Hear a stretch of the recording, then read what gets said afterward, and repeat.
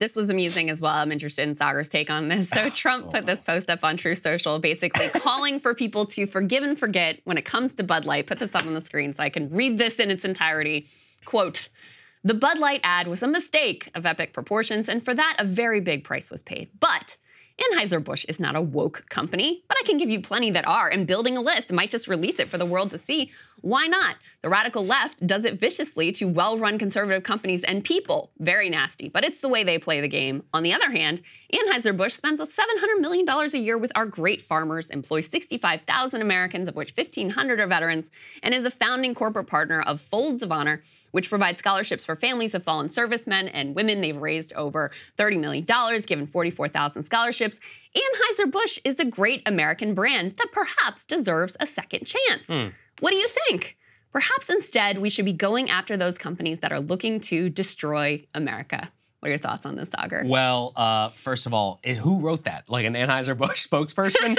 When they're like, 65,000 Americans, 1,500 of which are veterans. Like, who wrote this? It's clearly somebody from He definitely didn't have these facts on the top of his head. Yeah, you know? it's like, listen, I met Trump. He's not that cogent, all right? He definitely doesn't know things like that at the top of his head. So what's going on here? That's funny. Upon some digging by some conservative activists, it turns out, let's put this up there on the screen, that after the year-long now boycott, it turns out that Trump not only is their top lobbyist, a major fundraiser for him, Anheuser-Busch, but that Trump himself actually owns up to $5 million in Anheuser-Busch stock.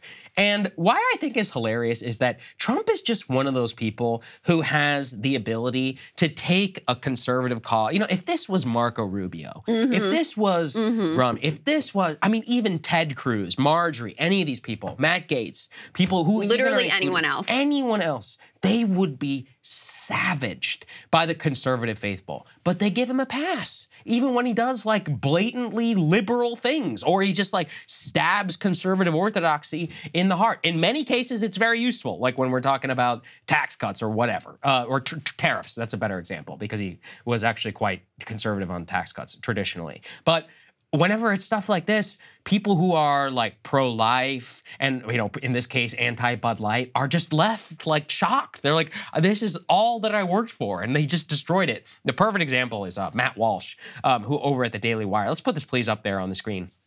He put this out there. He says, quote, "We managed to organize the first effective conservative boycott ever. Nobody has given any good reason why we should surrender now without an apology or concession. Anheuser-Busch isn't even an American company. We would be snatching defeat from the jaws of victory for the sake of rescuing a foreign corporation from the consequences of its own action. Absolute madness." But you know what I really noted? The word Trump is not in that at all. It was great only point. in a follow-up that he says Trump gave no strategic reason why abandoning this one single thing would be a good idea. Apparently, we should back off because it would be a nice thing to do, and it's very important to be nice to people who push transgenderism. But, you know, again, what's shocking to me is that if you look at the comments, if you look at the, if you look at like the quote tweets and some of the replies and stuff, people are like, well, it's okay, guys, because Dana White over at UFC signed a deal with them, so they're cool. It's like everyone does jujitsu to justify why Trump can say something that any conservative influencer, any Republican politician, anyone, Dan Crenshaw, whatever, they would be savage beyond belief. They would be mounting boycotts. They would be, you know, pushing a primary candidate and all this other stuff. And here, where he has a blatant conflict of interest and is going against something which was, I mean, I can tell you from social media wise and all this stuff, this is one of the most successful conservative things I've ever seen. And Trump just comes out and he's like, no, we're not doing it anymore. It's amazing. You know, it's like even a guy like Walsh, who I would say relatively consistent in his views and all that, he knows. Like, he's like, I'm going to get shit on for this. It's just, it's nuts the way that Trump just gets a pass by his voters. I mean, if Nikki had done this, they would rip her to shreds. Yeah. And especially if she owns stock in that corporation. Oh, can you believe it? Forget about it. All these Instagram accounts and all these people constantly talk about Nancy Pelosi and which we agree with. We're one of the people who started that movement. You can go back and roll the tape. But it's like with Trump, he gets everything. Yeah. You know, I was just at the Waldorf Astoria now, and I was walking around and just remember staggering, like the bonanza, what it was at the time. I remember seeing foreign diplomats and all these people blowing all this money at the hotel. And at that time, I was like, this is so disgusting and so crazy. And of course, only Democrats cared, right? At that time. And then, Biden or Hunter or whatever, mum's the word, nobody says. Yeah, when it's Kushner, then suddenly no one cares. Now, when Kushner, then we don't care. Or when it's literally Trump getting money directly through his hotels and whatever. It's wild. Don't care. I mean, this is like typical of classically swampy behavior. It's terrible. Obviously, so just so people recall, in case you didn't follow all of the ins and outs of this, all was sparked by one trans influencer ad that Bud Light decided to do, and it caused this whole thing. But in terms of it being effect, it genuinely was a huge thing on social media. Yes. It genuinely impacted their stock price. Mm-hmm. They pulled the ads. There was a whole thing at the corporate level.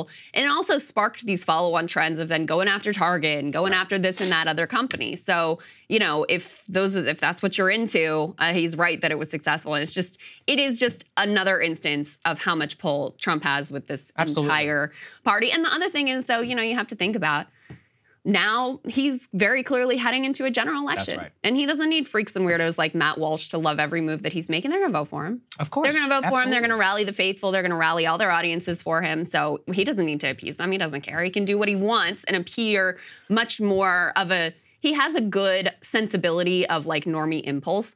And a lot of this right-wing influencer stuff is just completely off the rails. Like the Taylor Swift psyop stuff, which is noteworthy. This comes at that moment too, because Bud Light is tied into that whole thing. Because I guess Travis Kelce did some Bud Light ad. Did he? I didn't know that. Oh, you didn't know that? Yeah, or was drinking Bud Light. There was some Bud Light situation here as well that was part of the whole. Oh, he wore a Bud Light necklace. There you go. It was part of the whole conspiracy around Taylor and Travis Kelce.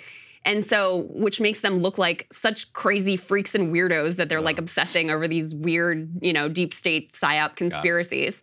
And he also has fingers on the pulse of this is not going to resonate with normal people whatsoever. So I think there's an element of that as well of he doesn't have to care about those people anymore. I would be curious to see what happens with the Taylor thing, because I could see Trump because the only reason is that the people around Trump have been tweeting about this Taylor thing. And I actually think it's one of those things that he would pick up at dinner at Mar-a-Lago and he might fire off a truth. So I'm not convinced yet that he may not trash Taylor Swift eventually, even if she does not endorse Biden. I don't think so. I think he's too smart. You might be right. I think he's too smart to do it personally. You know what? The one thing is that Trump does understand is he understands media and he understands when somebody is more powerful than him. By all accounts, the person who he feared most when he was president was Oprah. He was always like, if she runs against me, I'm toast. It's one of those where but he probably was right. So I guess we should give him the media credit. Anyways, this whole thing is just, these conservative influencers and all these other people, it's like they have no backbone. Walsh, sure, he stood up against it. But how many of these people who are cheering? I saw people make YouTube channels that went to 1.5 million